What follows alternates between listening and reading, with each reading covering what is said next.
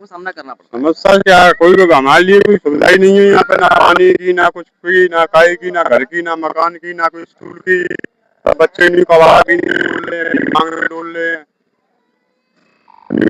सो रहे हैं, उठ रहे हैं, बैठ रहे हैं, कोई सड़क पे कर रहा है, कोई टूट रहा है, हाथ पैर पे एक्सीडेंट ही हो रहे हैं, मेरे छुट्टा कब बोल रहे हैं, कब से कब से आप लोग यहाँ पे रह रहे हैं? यहाँ पे 25-30 साल हो गई हमें, 25 साल तो हो ही गई। 25-30 साल ये कह रहे हैं, और अभी जो प्रीवियस वीडियो में मैंने बात की वहाँ पे कुछ लोगों ने कहा कि वो 35-40 साल से भी रह रहे हैं। ये जंगल था पूरा, यहाँ पे कुछ नहीं था, यहाँ पे सब, यहाँ पे डर लगता था आदमियों को रहने में, जब से हम रह रहे हैं। अब कह रहे हैं लोग बाग हमें हटाओ हटाओ, यहाँ से हटाओ, भगाओ, रोज हटाने ही कहते हैं। यानी कि अब इनसे फुटपाथ भी छीनने की कोशिश की जा रही है, अब इनसे फुटपाथ भी छीना जा रहा है, ये फुटपाथ भी इनका नहीं है। अब आप एजुकेशन कोई पढ़ा लिखा है आप में से? अभी तो कोई है नहीं यहाँ पे पढ़ा लिखा। बच्चों की शिक्षा के लिए आप क्या सोचा है?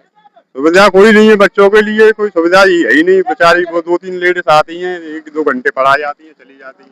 पढ़ाते लिखाते नहीं आप अपने बच्चों को? पढ़ाते हैं, कुछ सुविधा हो जब भी पढ़ाएं। कैसे पढ़ाएं बताइए, कोई हमारी व्यवस्था बने स्थायी रहने की, तभी तो पढ़ाएं।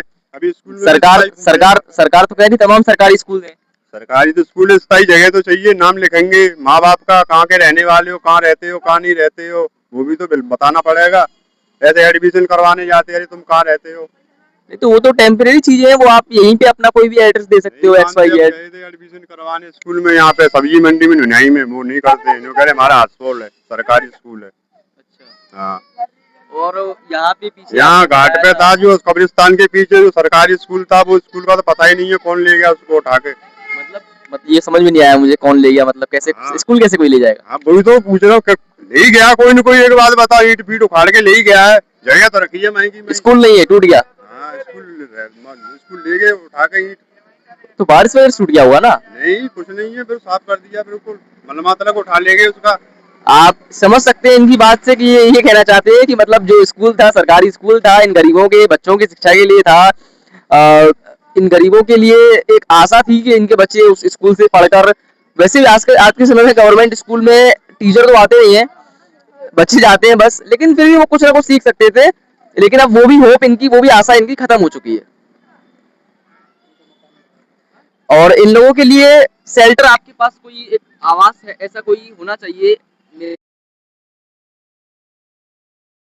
मकान चाहिए इन लोगों के लिए, कोई ना कोई ऐसा ठिकाना गवर्नमेंट को करना चाहिए जो गवर्नमेंट।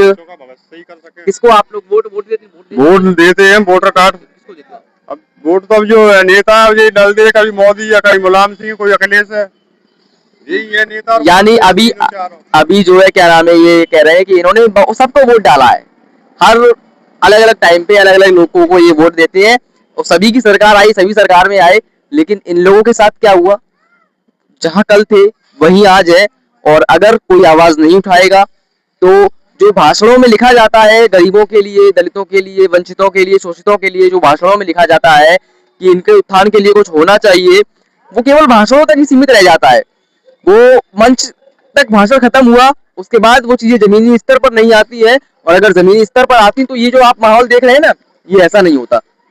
पूरा वीडियो में मैं दिखा चुका हूँ, एक्सप्लेन भी कर चुका हूँ उस चीजों को, और इनकी समस्याओं को भी मैं बता चुका हूँ। आप फिर देख रहे हो एक बार, और पूरा मैं घुमा कर दिखाने की कोशिश कर रहा हूँ आप लोगों को, तो इसको आप समझिए। आप लोग नहीं समझेंगे तो मुझे नहीं लगता, मुझे नहीं आशा है कि इन लोगों की जिंदगी सुधरेगी। वाकई में इन लोगों की जिंदगी को सुधारना एक बहुत अहमियत का काम है, एक बहुत बड़ा मुद्दा है। इन लोगों को भी उत्थान होना चाहिए, इन लोगों की भी जिंदगी है जिसको जीने का अधिकार इन्हें देना चाहिए।